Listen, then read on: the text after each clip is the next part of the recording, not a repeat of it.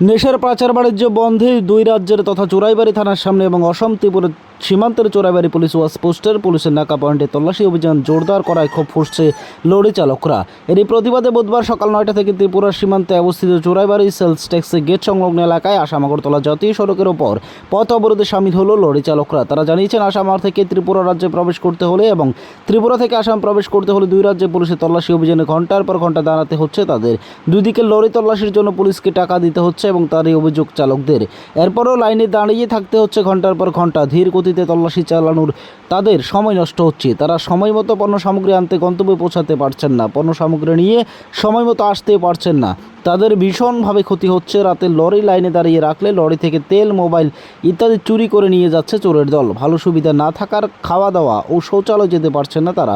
জানিয়েছেন, লরি চালানোর জন্য বিভিন্ন রাজ্যে যেতে হয়, যেখানে নেশা সামগ্রী আটক করার জন্য অত্যাধুনিক স্ক্যানার মেশিন লাগানো রয়েছে। ঠিক সেইভাবে আধুনিক স্ক্যানার মেশিন দুই রাজ্যের পুলিশে ব্যবহার করলে লরি চালকদের হয়রানির শিকার হতে হতো না। তারা দাবি জানিয়েছেন দুই রাজ্যের পুলিশের নাকা পয়েন্টে আধুনিক স্ক্যানার মেশিন স্থাপনের, অন্যথায় তারা তাদের আন্দোলন চালিয়ে যাবেন। है रात में कल के रात में तो क्यों डीजल चोरी हो गया।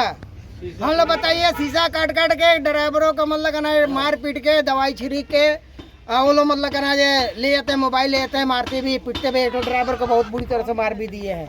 कुछ ड्राइवर घर चले गए। हम लोग क्या करेगा बाबू, गरीब आदमी है।